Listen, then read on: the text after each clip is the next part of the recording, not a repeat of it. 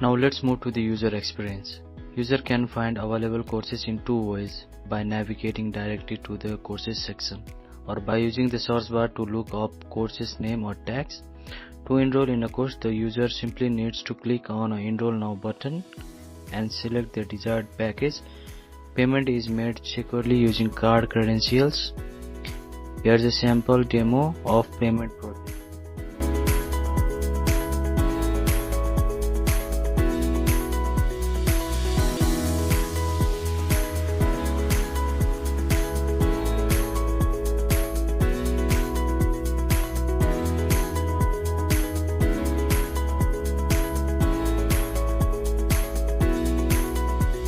Once the transaction is completed, our congratulations message will appear on the screen. To access the purchased courses, user need to click on their profile, then select the Learning tab, where all enrolled courses will be available.